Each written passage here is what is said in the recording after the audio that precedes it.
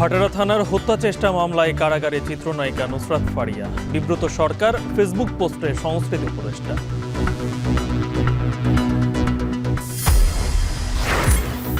আওয়ামীপন্থী 61 আইনজীবীর জামিন স্থগিতই থাকছে। 2 সপ্তাহের মধ্যে রুল নিষ্পত্তির আদেশ আপিল বিভাগে।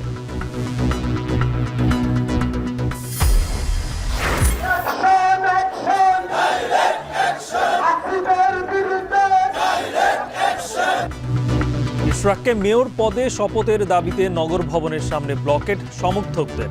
সেবা বন্ধে ভোগান্তিতে নগরবাসী।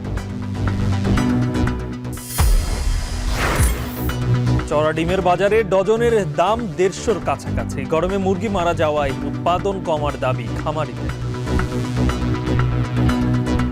বার্ড ফ্লুর কারণে দীর্ঘদিন অনেক মুরগি নষ্ট হয়েছে। নষ্ট হওয়ার কারণে যে ডিমটা শর্ট পড়ছে বলে ডিমের দামটা এখন একটু বাড়তি আর কি। এবং ভারতের নিষেধাজ্ঞায় আখাউড়া দিয়েই রপ্তানি কমবে 30%। দৈনিক প্রায় 40 লাখ টাকার বাণিজ্য ব্যাহতের শঙ্কা।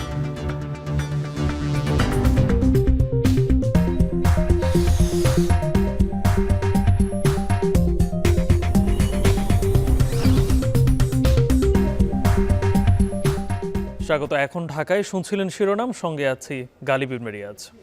রাজধানীর ভাটারা থানার শিক্ষার্থী এনামুল হক হত্যা চেষ্টা মামলায় চিত্রনায়িকা নুসরাত ফারিয়াকে কারাগারে পাঠিয়েছেন আদালত। সকালে সিএমএম আদালতে তোলার পর পুলিশ রিমান্ড চায়নি। রাষ্ট্রপক্ষের আইনজীবী বলেন, আন্দোলন দমনে আওয়ামী লীগকে অর্থের যোগানদাতা হিসেবে ভূমিকা রাখেন নুসরাত। জুলাই আন্দোলনের সময় তিনি বিদেশে থাকায় কিভাবে সে ছাত্র জনতার বিপক্ষে অবস্থান নিয়েছেন প্রশ্ন রাখেন আসামি পক্ষের আইনজীবী। শেখ মুজিবুর রহমান এর বায়োপিকে শেখ হাসিনার চরিত্রে অভিনয় করেন এই চিত্রনায়িকা। আরও জানাচ্ছেন রাব্বি হোসেন।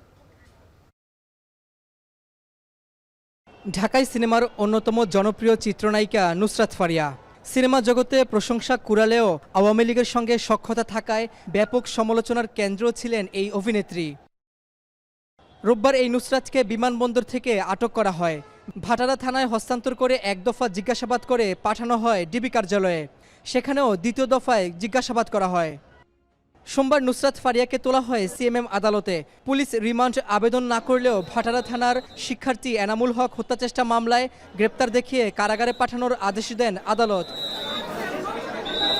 আদালতের এজলাসে শুনানি চলার সময় নুসরাত ফারিয়াকে অনেকটা বিমূর্ষ অবস্থায় দেখা যায়। শুনানির পুরোটা সময় ছিলেন চুপচাপ। শুনানি শেষে রাষ্ট্রপক্ষের আইনজীবী বলেন, আন্দোলন দমনে আওয়ামী লীগকে অর্থের যোগানদাতা হিসেবে ভূমিকা রাখেন নুসরাত ফারিয়া। আওয়ামী লীগ ও শেখ হাসিনার আস্থাভাজন হতে শেখ মুজিবুর রহমানের বায়োপিকে শেখ হাসিনার চরিত্রে অভিনয় করেন তিনি। অনলাইন জুয়ার সাথে তার সম্পৃক্ততা রয়েছে বলেও জানান রাষ্ট্রপক্ষের আইনজীবী।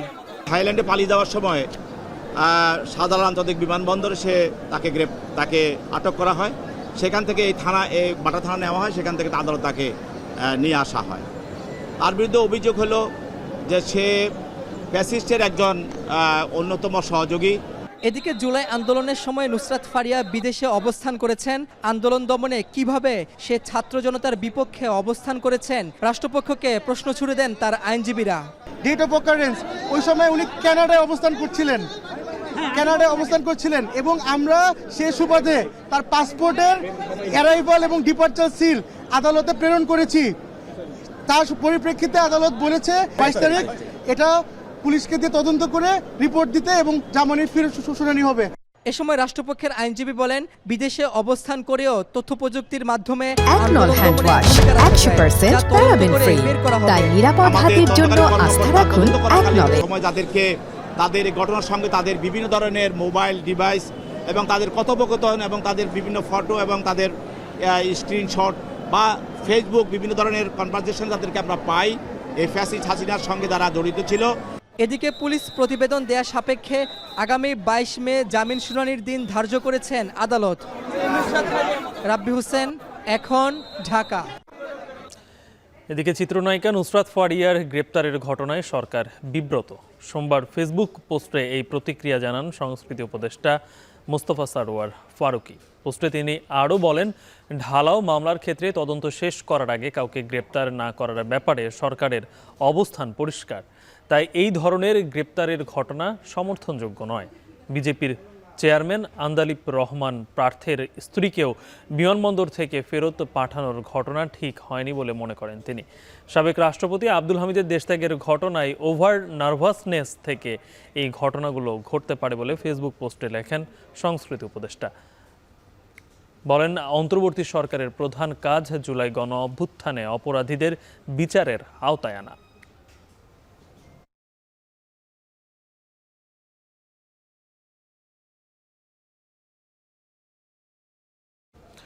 সরকার বিরোধী আন্দোলনের সময় আইনজীবীদের মারধর ও হত্যা চেষ্টা মামলায় আওয়ামীপন্থী 61 আইনজীবীর জামিন স্থগিতই থাকবে বলে নির্দেশ দিয়েছেন আপিল বিভাগ। সোমবার সকালে বিচারপতি জুবায়ের রহমানের নেতৃত্বে 3 বিচারপতির আপিল বিভাগের চেম্বার আদালতের দেয়া জামিন স্থগিতের আদেশ বহাল রাখেন। একই সঙ্গে আগামী 2 সপ্তাহের মধ্যে হাইকোর্টকে রুল নিষ্পত্তির নির্দেশ দেয় সর্বোচ্চ আদালত। এর আগে গত 22 এপ্রিল বিচারপতি আবু তাহের, মোহাম্মদ সাইফুর রহমান ও বিচারপতি কাজী এবাদত হোসেনের সমন্বয়ে গঠিত হাইকোর্ট বেঞ্চ আওয়ামীপন্থী 61 আইনজীবীকে জামিন দেন।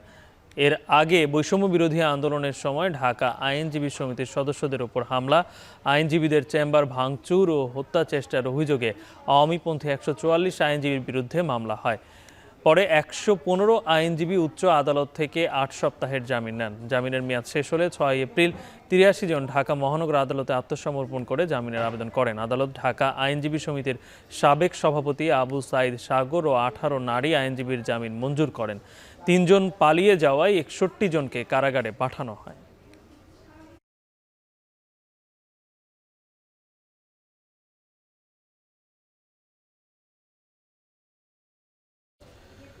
বিএনপি নেতা ইশরাক হোসেনকে ঢাকা দক্ষিণ সিটি কর্পোরেশনের মেয়রের দায়িত্ব বুঝিয়ে দেওয়ার দাবিতে ব্লকেড কর্মসূচি পালন করছে তার সমর্থকরা। এই মুহূর্তে সেখানে আছেন সহকর্মী মেহরিন অ্যানি। টানা কয়েকদিন ধরে তো এই আন্দোলন চলছে, এখন কি বলছেন ইশরাকের কর্মী সমর্থকরা?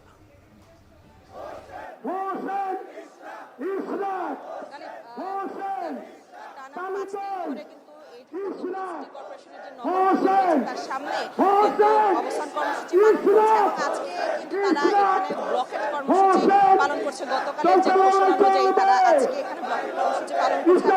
ঢাকাবাসী ব্যানারের আয়োজিত এই যে ব্লকেট কর্মসূচি, এখানে কিন্তু সকাল থেকেই খণ্ড খণ্ড মিছিল নিয়ে এখানে আন্দোলনকারীরা আসছেন এবং আপনি দেখতে পাচ্ছেন এখানে কিন্তু স্লোগানে আসলে মুখরিত করে দেওয়া হয়েছে নগর ভবনের যে আশপাশের যে এলাকাগুলো রয়েছে সেখানে। এবং এখানে আসলে যারা আসছেন তারা তাদের একটাই দাবি যে এই যে ঢাকা দক্ষিণ সিটি কর্পোরেশনের যে মেয়র পদ রয়েছে সেখানে বিএনপি নেতা ইশরাক হোসেনের যে মেয়র যে পদ রয়েছে সেটি যে বসানোর দায়িত্বে কিন্তু এখানে সেই দাবিতে কিন্তু তারা এখানে একত্রিত হয়েছে এবং সেই দাবি অনুযায়ী আজকে এখানে ব্লকেট কর্মসূচি তারা পালন করছে। যে কারণে এই নগর ভবনের আশেপাশের যেসব এলাকাগুলো সেখানে কিন্তু যান চলাচল বন্ধ রয়েছে। তারা বলছে যে এই যে তাদের এই ব্লকেট কর্মসূচি আজকে থেকে শুরু হয়েছে, এই ব্লকেট কর্মসূচি কিন্তু তারা চলমান রাখবে যদি তাদের এই দাবি মেনে না নেওয়া হয়। এবং তারা কিন্তু হুঁশিয়ারি দিয়েছে যে যদি এই blockade colour expert, George sap এবং মাইল্ড অন হ্যান্ডস টেকনোলজি সমৃদ্ধ অরিক্স ক্রিস্টাল ওয়াশ আপনার লন্ড্রি এক্সপার্ট। ঢাকা শহর তারা অচল করে দেওয়ার হুঁশিয়ারি দিয়েছে। এবং আপনাকে বলে রাখি যে এই ঢাকা দক্ষিণ সিটি কর্পোরেশনের যে নগর ভবনটি রয়েছে সেটি কিন্তু যেসব ফটকগুলো রয়েছে সেই ফটকগুলো কিন্তু তারা তালা লাগিয়ে দিয়েছে এবং এই ফটকের ভেতরে কিন্তু কাউকে কোনো ধরনের সেবা কিন্তু এই ঢাকা দক্ষিণ সিটি কর্পোরেশন যারা নগরবাসী আছেন তারা কিন্তু আজকে কোনো ধরনের সেবা দেওয়া কিন্তু তাদেরকে হচ্ছে না এবং তারা এসে কিন্তু ফিরেও গিয়েছে, যেটি আমাদেরকে এখানে আসলে কর্তৃপক্ষ যারা রয়েছেন তারা জানিয়েছে। এবং এই ঢাকা দক্ষিণ সিটি কর্পোরেশনের যে নগর ভবনের ভেতরে যারা আসলে কাজ করে যেসব কর্মচারীরা আছেন তারাও কিন্তু এই নগর ভবনের ভেতরে গণ অবস্থান কর্মসূচি পালন করছে এবং তাদের দাবি যে শপথ ছাড়া এই ঢাকা দক্ষিণ সিটি কর্পোরেশনের মেয়র ছাড়া যে ঢাকা দক্ষিণ সিটি কর্পোরেশন যে কাজ চলমান রয়েছে সেই কাজ কিন্তু তারা চায় না। তারা আসলে মেয়র চাচ্ছেন এবং এখানে যারা নেতাকর্মীরা আছেন, যারা আন্দোলনকারীরা আছেন তারা কিন্তু এই উপদেষ্টা আসিফের কিন্তু পদত্যাগ দাবি করছেন এবং তাকে কিন্তু স্বৈরাচার হিসেবে উল্লেখ করা হচ্ছে। তো এই ব্লকেট কর্মসূচি আজকে 3টা পর্যন্ত চলার কথা রয়েছে। তো গালিব, এই ছিল আমার কাছে আজকের এই ব্লকেট কর্মসূচি সর্বশেষ। ইশরাকে দক্ষিণ সিটি কর্পোরেশনের মেয়র পদের দায়িত্ব বুঝিয়ে দেওয়ার জন্য তা আন্দোলন করছেন তার সমর্থকরা। সে বিষয়ে সর্বশেষ জানাচ্ছিলেন সহকর্মী মেহেরিন অ্যানি। হল সংস্কার, পরিবহন সংকট সমাধান সহ 7 দফা দাবি নিয়ে ঢাকা জেলা প্রশাসকের কার্যালয়ের সামনে বিক্ষোভ করছে কবি নজরুল কলেজের শিক্ষার্থীরা। এই বিষয়ে বিস্তারিত জানাতে সরাসরি যুক্ত হচ্ছেন সহকর্মী রাব্বি হোসেন। রাব্বি, বিক্ষোভে কি বলছে কবি নজরুলের শিক্ষার্থীরা? গালিব, আবাসন সংকট সমাধান, নতুন হল নির্মাণ ও পরিবহন সংকট সমাধান সহ 7 দফা দাবিতে আজকে বিক্ষোভ করছেন এই জেলা প্রশাসকের কার্যালয়ের সামনে সরকারি কবি নজরুল কলেজের শিক্ষার্থীরা। তারা কিছুক্ষণ আগে এই কার্যালয়টির সামনে এসে অবস্থান নিয়েছেন। মূলত তাদের যে দাবি, তারা দীর্ঘদিন ধরেই তারা বিভিন্ন সমস্যার সম্মুখীন হচ্ছেন। তাদের আবাসন সংকট রয়েছে, নিজস্ব পরিবহনের সংকট রয়েছে, পুরাতন হলগুলো নির্মাণ করার দাবি তারা অনেকদিন ধরেই জানিয়ে আসছিলেন জেলা প্রশাসকের কার্যালয়ে এসে, কিন্তু সেই দাবি পূরণ হয়নি দীর্ঘদিন ধরে, যার কারণে তারা আজকে এখানে এই দাবিগুলো নিয়ে বিক্ষোভ করছেন। তাদের একটি প্রতিনিধি দল জেলা প্রশাসকের সঙ্গে কথা বলবেন, আলোচনা করবেন যে তাদের এই যে বিভিন্ন সংকট রয়েছে, শিক্ষার সংকট সহ তাদের আবাসন সংকট, পরিবহন সংকট সহ আজকে তারা মূলত যে 7 দফা দাবি করছে, সে দাবির আলোকে জেলা প্রশাসকের সঙ্গে শিক্ষার্থীদের একটি প্রতিনিধি দল আলোচনায় বসবেন, এমনটি জানিয়েছেন শিক্ষার্থীরা। তবে শিক্ষার্থীরা মূলত দাবি করছেন কবি নজরুল কলেজকে, যেহেতু পুরাতন একটি ভবন, প্রায় 100 বছরেরও বেশি সময়ের এই বয়সী এই ভবনকে পুরাতন ঐতিহ্য হিসেবে দেখিয়ে সেটি নতুন করে নির্মাণ না করার কারণে অনেকটা অনিশ্চিতভাবে তাদের যে শিক্ষার পরিবেশ সেটি রয়েছে কবি নজরুল কলেজে, যার কারণে অনেক সময় নানা সংকটে পড়তে হয়েছে তাদের এই শিক্ষা জীবনে। এই দাবিগুলো তারা মূলত আজকে করছেন। এখানে এই 10 থেকে 15 মিনিট সময় হয়েছে তারা এখন এই জেলা প্রশাসকের কার্যালয়ের সামনে বিক্ষোভ করছেন। এখানের যারা পুলিশের সদস্যরা ছিলেন তারাও এখানে নিরাপত্তা নিশ্চিতে কাজ করছেন। পাশে আইন শৃঙ্খলা বাহিনীর সদস্যরা, সেনা সদস্যরা রয়েছেন, তাদেরও এখানে নিরাপত্তা দিচ্ছেন। তবে শিক্ষার্থীরা দাবি করছেন যে তাদের এই যে 7 দফা দাবি রয়েছে, সেই দাবি পূরণ না হওয়া পর্যন্ত তারা এখান থেকে যাবেন না, এবং তাদের এই দাবি যত দ্রুত সম্ভব তাদের এই দাবি মেনে নেওয়ার তারা কথা বলছেন। কারণ তারা বারবার একটি কথা বলছেন যে কবি নজরুল সরকারি কলেজ অনেক পুরাতন কলেজ, অনেক পুরাতন শিক্ষা প্রতিষ্ঠান, তাদের ভবনগুলো অনেক পুরাতন হয়ে গিয়েছে, তাদের স্থাপনাগুলো পুরাতন হয়ে গিয়েছে, অনেকটা ঝুঁকিপূর্ণ তাদের শিক্ষার পরিবেশ, যার কারণে সেটি নতুন করে নির্মাণ করা, নতুন করে হল নির্মাণ করা, আগের যে হলগুলো রয়েছে সেগুলো সংস্কারের দাবি কিন্তু বারবার অনেক বছর ধরে তারা মূলত সেই দাবিগুলো করে আসছিলেন। এছাড়া রাজধানী যে 7 কলেজের মধ্যে কবি নজরুল কলেজও অন্যতম, সেই কলেজের প্রায় কয়েক হাজার শিক্ষার্থী রয়েছে। তাদের যে পরিবহন সংকট সেটিও কিন্তু অনেকটা চোখে পড়ার মতো, অল্প কিছু পরিবহন রয়েছে, যার কারণে এই সমস্যা সংকটগুলো দ্রুত সমাধান করার দাবি নিয়ে মূলত তারা আজকে জেলা প্রশাসকের কার্যালয়ের সামনে এই কার্যালয়কে ঘেরাও করে তারা এখানে বিক্ষোভ করছেন, এবং তাদের একটি প্রতিনিধি দল জেলা প্রশাসকের সঙ্গে কিছুক্ষণের মধ্যে আলোচনায় বসবেন। এই ছিল আমার কাছে সবশেষ খবর। 7 দফা দাবিতে আন্দোলন করছেন কবি নজরুল কলেজের শিক্ষার্থীরা, সে খবর জানাচ্ছিলেন সহকর্মী রাব্বি হোসেন। হঠাৎই সারা দেশে বেড়েছে মুরগির ডিমের দাম, আর সপ্তাহ ব্যবধানে খামারে প্রতি পিস ডিমের দাম বেড়েছে 1 থেকে 2 টাকা, খুচরা পর্যায়ে যা আরও বেশি। কুমিল্লার পাইকারি আড়তে 10 টাকা বেড়ে প্রতি ডজন ডিম বিক্রি হচ্ছে 135 থেকে 140 টাকায়। ব্যবসায়ীদের দাবি, খাবারের দাম সহ উৎপাদন খরচ বৃদ্ধি পাওয়ায় প্রভাব পড়েছে ডিমের বাজারে। তবে ক্রেতাদের অভিযোগ, সরবরাহ ঠিক থাকার পরও সিন্ডিকেট করে দাম বাড়ানো হচ্ছে। অন্যদিকে গাজীপুরের খামারগুলোতে 1 থেকে 2 টাকা বেড়ে প্রতি পিস ডিম বিক্রি হচ্ছে 10 টাকা 50 পয়সায়। খামারিদের দাবি, সব ধরনের খরচ বৃদ্ধি পাওয়ায় খামারের মুরগি মারা যাওয়ায় কমছে ডিমের উৎপাদন, যার প্রভাব পড়েছে দামে। এদিকে রাজধানীর কোথাও কোথাও ডিমের ডজন ছাড়িয়েছে 150 টাকার কাছাকাছি।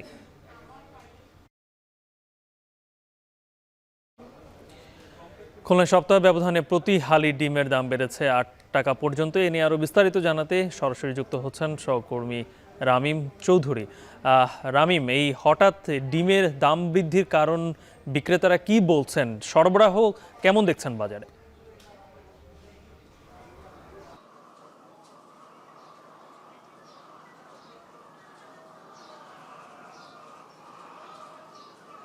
গালিব, বাজারে কিন্তু সরবরাহ একেবারে কম রয়েছে বলে ব্যবসায়ীরা আমাদেরকে জানিয়েছেন।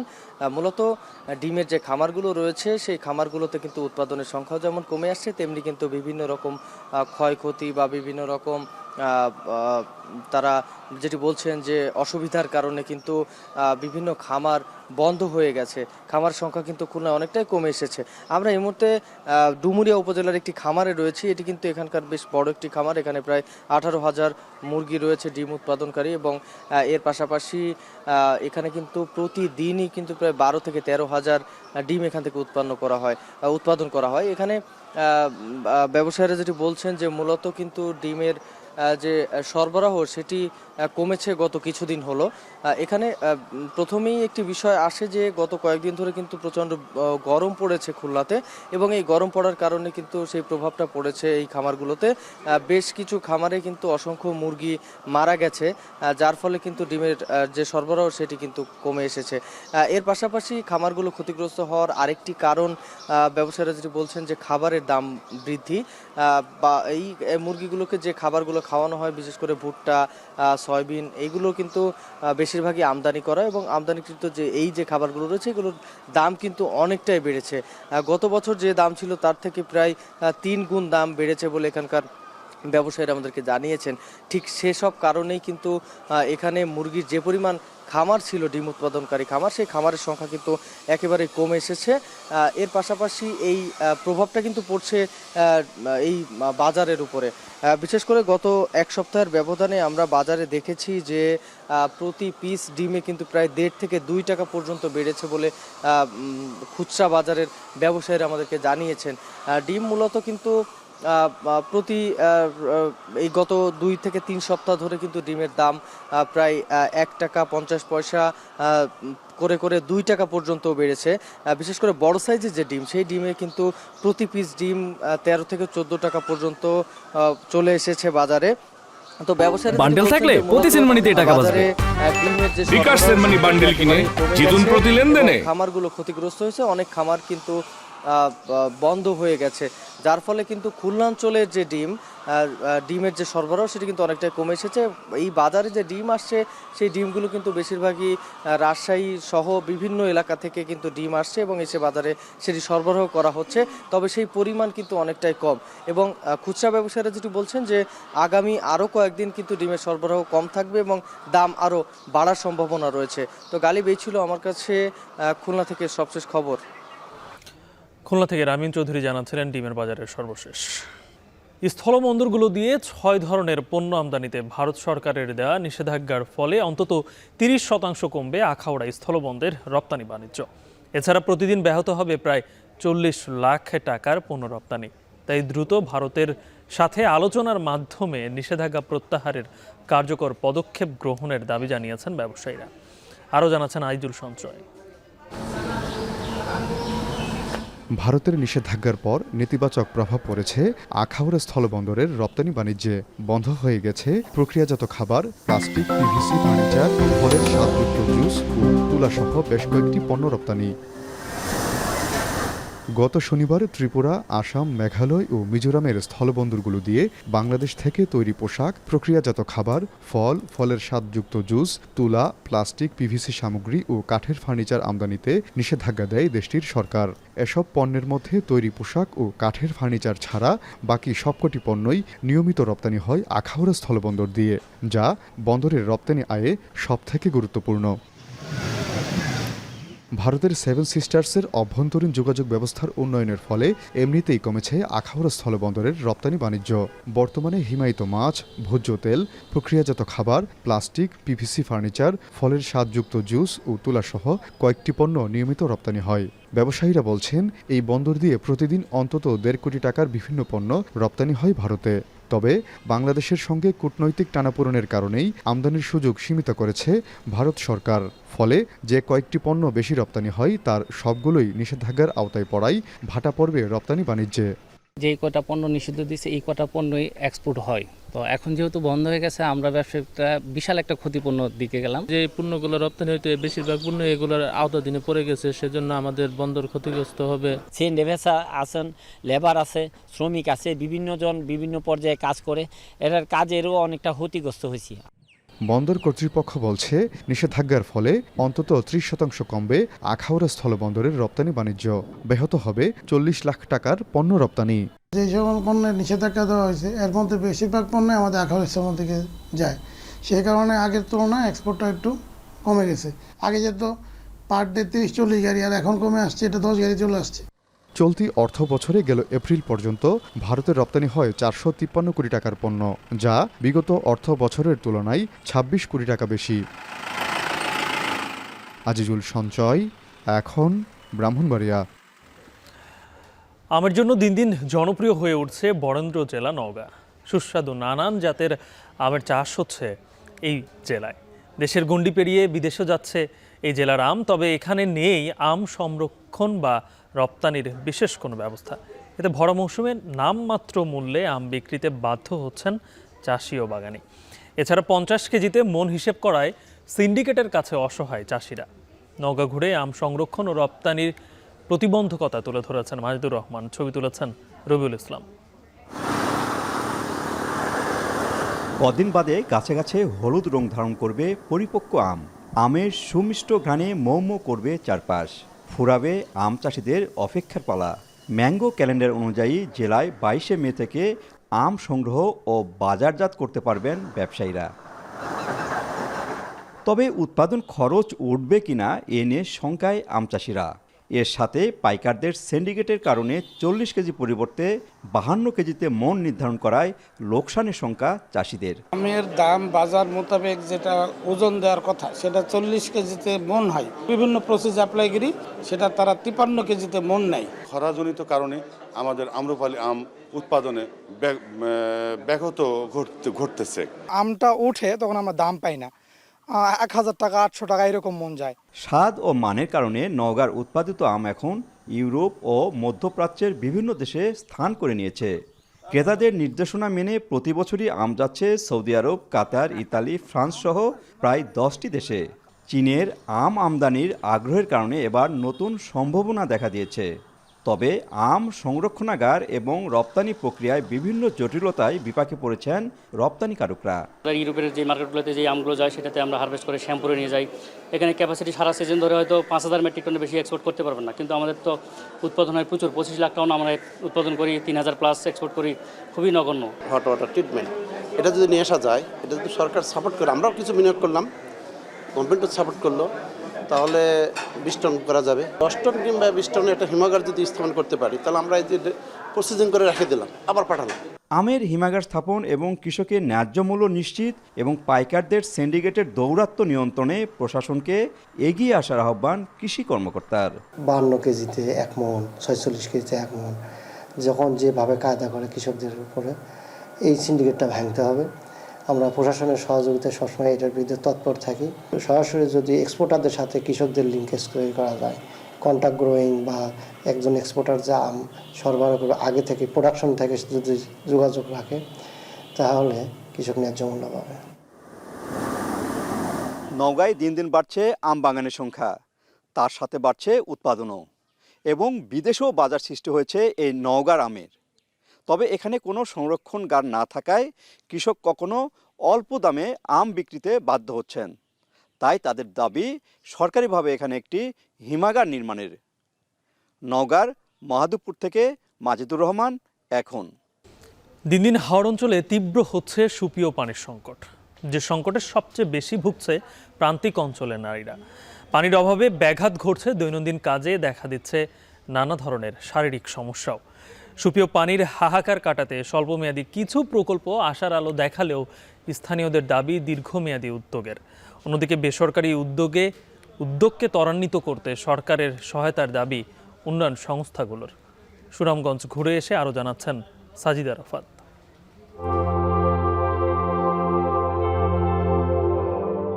জলের সাথে এখানে এগিয়ে চলে জীবনের গল্প। সুনামগঞ্জের হাওরের বুক চিরে বিশ্বম্ভরপুর উপজেলা। কখনো অথই পানি, আবার কখনো বা পানির সংকটকে সঙ্গী করেই চলে এখানকার জীবিকা। ভরা বর্ষায় যখন পানিতে টইটুম্বুর, ঠিক উল্টো চিত্র গ্রীষ্মের তপ্ত দুপুরে। বিশাল জলরাশির মাঝেও পানি সংকট, চৌচির ফসলের মাঠ। শুধু তাই নয়, সংকট পড়ে বিশুদ্ধ খাবার পানিরও। সুপেয় পানি যোগাতে শত শত পরিবারের নিত্যদিনের সংগ্রাম এই অঞ্চলে। প্রতিদিন দীর্ঘ পথ পাড়ি দিয়ে পানি সংগ্রহ যেন নারীদের দৈনন্দিন রুটিন। খাওয়াটাই তো যেখান থেকে পারি এখান থেকে নেই, এক কইলে নে পানি নেয়া তো পানি কোনোবা খালি খানিটাও আর এক কলস পানি নিয়ে খালি খাই। এরপরে গাড়া গুড়া থেকে তাই তো আমরা গোসল গোসল করে ফুরুতা খাজলে বাজলে বড়া মানে আমরা তার কথা করার মতন নাই। সঠিক টাইমে স্কুলে যাই যেতাম না, এই পানি আনতে যাওয়ার সময় বাদে স্কুলে আইয়া টাইম পাইতাম না যাওয়ার, বা ওই তো ওইতে দেরি হয়ে যায়। স্যার ম্যাডামে তো অনেক বকাবকি খাইছি। ভূগর্ভস্থ পানির স্তর নিচে নেমে যাওয়ায় কয়েক বছর ধরেই টিউবওয়েলগুলোতে পানির দেখা নেই। সুপেয় পানির অভাবে ব্যাঘাত ঘটে সাংসারিক কাজে। নারীদের ভুগতে হয় চর্মরোগ, ডায়রিয়া সহ নানা শারীরিক সমস্যায়। এমনকি দূর দূরান্তে পানি সংগ্রহে গিয়ে হতে হয় হেনস্থার শিকার। আগে তো দূর থেকে ওই ফুসকুনি থেকে গানতাম, গাং থেকে গা তুলতাম, খাদ্য নইতো অসুখ বিসুখ হইতো, পেটপেসারা হইতো, তো অনেক শান্তি হয়েছে। ভালো পানি দেয় আমরা শান্তি পাইতেছি, আমরা সুখ হয়েছে। পানি আনা গেলে তো মুখ করতো, চিল্লাইতো, তারপরও বেআল্লা আনতাম, কেউ গা লুকাই আনতো পানি রাত্রে, কেউ মসজিদ তো আনতো। অনেক ধরনের কষ্ট আমরা আসলাম স্যার। আমরা আল্লাহ খুব শান্তি, আমরা বিভিন্ন জায়গার তো রয়েছে ওইলানো শান্তি। আমরা সংগঠনের মাঝে অন্য ভাড়াত তারা ইলান হই হিন্দু আদিত্য মাল জায়গা আটটা দুধাত পানি খাইছে। এই অঞ্চলের মানুষের অস্তিত্ব আর সংগ্রামের বয়ানে জড়িয়ে আছে জল, জীবন আর জলাভূমির গল্প। তবে সে গল্পে রয়েছে হতাশার চিত্র। সুনামগঞ্জের এই প্রত্যন্ত অঞ্চলের মতো সারা বিশ্বে সুপেয় পানির সংকটে ভুগছে প্রায় 200 কোটি মানুষ। তাই স্বভাবতই প্রশ্ন থেকে যায়, জলের জীবন ফুরালে কি মানুষের জীবন বাঁচে? এই অঞ্চলের পানির সংকট দূর করতে চলছে কমিউনিটি ভিত্তিক জলবায়ু সহনশীলতা ও নারীর ক্ষমতায়ন কর্মসূচি, যার আওতায় সোলার প্যানেলের সহায়তায় বিশুদ্ধ পানি সরবরাহ করছে বেসরকারি উন্নয়ন সংস্থা মানুষের জন্য foundation. Water treatment plant, rain water harvesting পদ্ধতিতে সুপেয় পানির সহায়তা পাচ্ছে প্রায় অর্ধশত পরিবার। 400 ঘরের মতো আছে বর্তমানে। যে আডিটার মধ্যে আমরা পাইছি, আমরা খুব একটা শান্তিতে চলাফেরা করতেছি, পানিকে খাইতেছি, খুশি হয়েছি বা আমরা শান্তি হইতেছি। সবাই এই পানির লাগে সুখী হয়েছে। বৃষ্টির সময় তো চাকনি দেয়া কাপড় দেয়া তুইছি, দাঁড়ার মাঝে পানি তুলছি, তুললা করছি, খাইছি, ব্যবহার করছি। এখন তো ডিপের পানি দিয়ে ব্যবহার করি। প্রকল্প কর্মকর্তারা বলছেন, স্থানীয় প্রশাসনের সহায়তায় ভবিষ্যতে আরও বেশি মানুষকে পানির সুবিধা দেওয়ার প্রত্যাশা তাদের। নিরাপদ বা বিশুদ্ধ পানির খুবই অভাব, আর নারী এবং পানি ওতপ্রোতভাবে জড়িত। এখানে 44টা পরিবারের পাশাপাশি অন্য হাটি থেকেও এখন যোগ হয়েছে আরও 20-25টা পরিবার। টোটালি এখানে 60 থেকে 65টা পরিবার এই বিশুদ্ধ পানির আওতায় আসছে। সুনামগঞ্জ জনস্বাস্থ্য প্রকৌশল অধিদপ্তরের তথ্যমতে জেলার 12টি উপজেলায় সরকারি বেসরকারি পর্যায়ে হস্তচালিত নলকূপ রয়েছে 24,000-এর মতো। তবে পানির স্তর নিচে নেমে যাওয়ায় অকেজো প্রায় 10,000 নলকূপ। সিজনটাতে আপনার জনবল কম পাওয়া যাচ্ছে, আবার আমরা পুরোদমের কাজ শুরু করে দিব। এই তাছাড়াও আমাদের গতানুগতিক যে প্রকল্পগুলো আছে, ওই প্রকল্পগুলো থেকে আপনার রাজস্বর যে টিউবগুলো থাকে, যেগুলো সরকারি সহায়ক চাঁদা প্রদান করে ওনার টিউব নেই, ওগুলোর কাজও চলমান আছে। এটা প্রায় 1040টার মতো।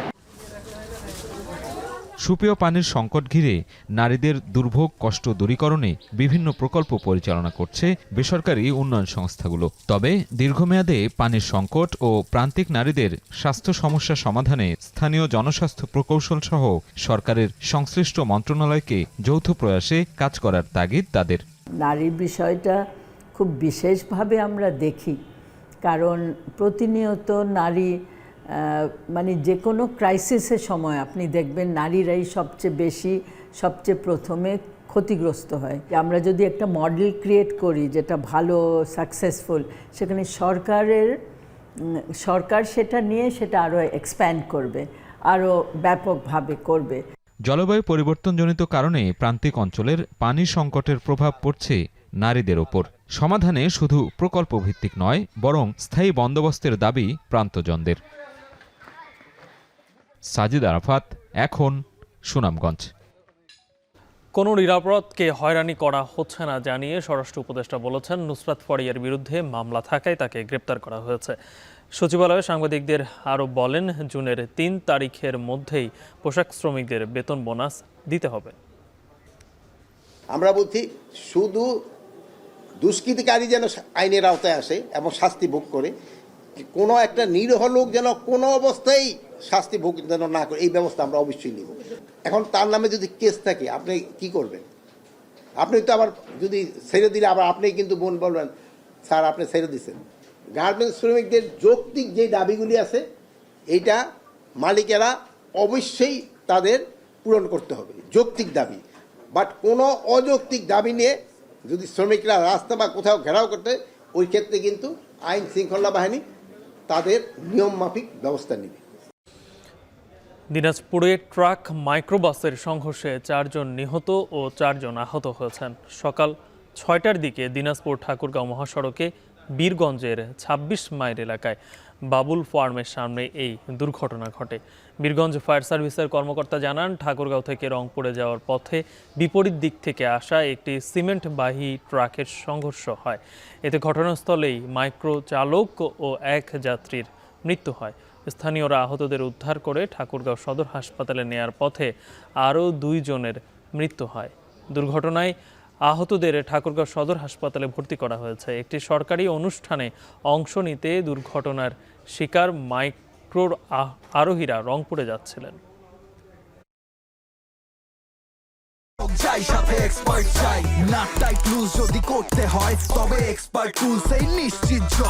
এক্সপার্ট হার্ডওয়্যার টুলস, সকল কাজের এক্সপার্ট সমাধান। আন্তর্জাতিক প্রসঙ্গ, কানাডার টরন্টো শহরে একটি গাড়ির ওপর আরেকটি গাড়ি উঠিয়ে দেওয়ার ঘটনায় একই পরিবারের 3 শিশু নিহত হয়েছেন। এই ঘটনায় আহত তাদের মা ও আরও 1 শিশু গুরুতর অবস্থায় হাসপাতালে ভর্তি। গাড়ি চালক 19 বছর বয়সী শ্বেতাঙ্গ তরুণকে আটক করেছে পুলিশ। কানাডা থেকে আরও জানাচ্ছেন সৈয়দ ইফতেখার। স্থানীয় সময় রোববার রাতে কানাডার ব্যস্ততম শহর টরন্টোর র্যানফোর্ড ড্রাইভ এলাকায় একটি পার্ক করা গাড়ির উপর গাড়ি উঠিয়ে দেন 19 বছর বয়সী শ্বেতাঙ্গ তরুণ। এতে ঘটনাস্থলেই 3 শিশুর মৃত্যু হয়, যাদের বয়স 6, 13 ও 15 বছর। সম্পর্কে তারা 2 ভাই ও 1 বোন। এ ঘটনায় 35 বছর বয়সী তাদের মা এবং 10 বছর বয়সী আরও 1 ছেলে শিশু আহত হয়ে হাসপাতালে ভর্তি। আহত হয়েছেন 40 বছর বয়সী আরও একজন। One person's decision to drink and drive, which is a fatal decision this person made, and we as a Toronto Police Service, we educate the public of the danger of drinking and driving, and this is a result, a family is torn apart. Police আরও জানিয়েছে, চালক Ethan লিহুলিয়ারকে জিজ্ঞাসাবাদ করা হচ্ছে। তার বিরুদ্ধে 12টি অভিযোগ ইতোমধ্যে আনা হয়েছে।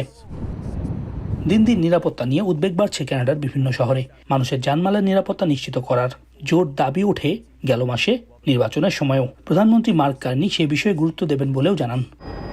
নির্বাচনের আগে ব্রিটিশ কলম্বিয়ার ভ্যাঙ্কুভারে ফিলিপিনো কমিউনিটির উৎসব চলাকালে ভিড়ের মধ্যে গাড়ি চালিয়ে দেওয়ার ঘটনায় 11 জন নিহত হন। সৈয়দ ইফতেখার, এখন কানাডা। খেলার খবর, শারজাহ সিরিজের দ্বিতীয় ও শেষ টি-20 ম্যাচে সংযুক্ত আরব আমিরাতের বিপক্ষে মাঠে নামবে লিটন দাসের দল। বাংলাদেশ সময় রাত 9টায় শুরু হবে ম্যাচটি। প্রথম ম্যাচ জিতে সিরিজে 1-0 এগিয়ে আছে টাইগাররা। বিস্তারিত প্রতিবেদনে। ম্যাচ জিতলে বাহবা নেই, হারলেই পড়তে হবে ভক্ত সমর্থকদের তোপের মুখে। তুলনামূলক সহজ প্রতিপক্ষ হলেও সংযুক্ত আরব আমিরাতের বিপক্ষে যেন উনুনের উপর টাইগাররা।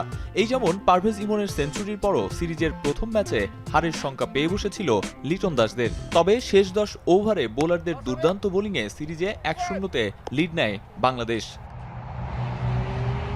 সেঞ্চুরিয়ান ইমন ছাড়া অন্যান্য ব্যাটারদের দৃষ্টিকটু আউট আর বড় রান করতে না পারার ব্যর্থতায় সুযোগ থাকার পরও প্রথম টি-20তে 200 রান করতে পারেনি বাংলাদেশ।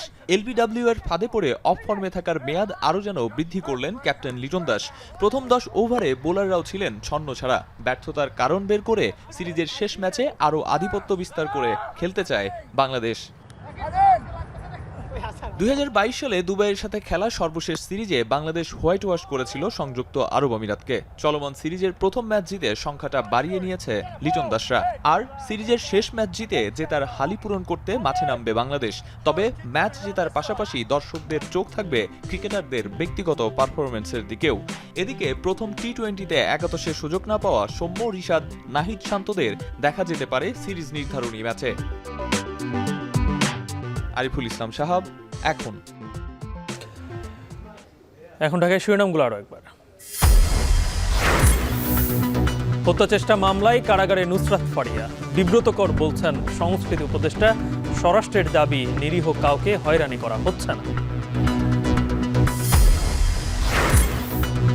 আওয়ামীপন্থী 61 আইনজীবীর জামিন স্থগিতই থাকছে, 2 সপ্তাহের মধ্যে রুল নিষ্পত্তির আদেশ আপিল বিভাগের।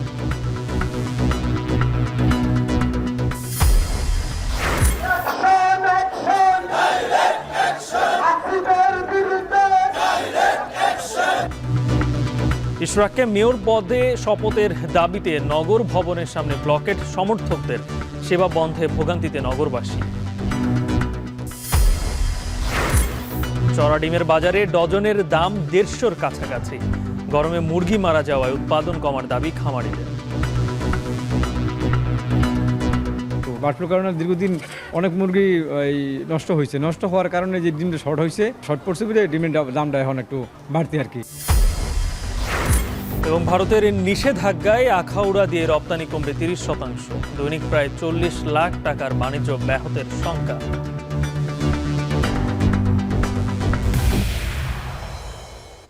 শেষ করছে এখন ঢাকার আয়োজন। এখন টেলিভিশন ওয়েবসাইটে দেখতে ভিজিট করুন এখন.tv। ফেসবুকে চোখ রাখুন facebook.com/tv.এখন। আর ইউটিউবে লাইভ দেখতে ভিজিট করুন youtube.com/c/এখন.tv।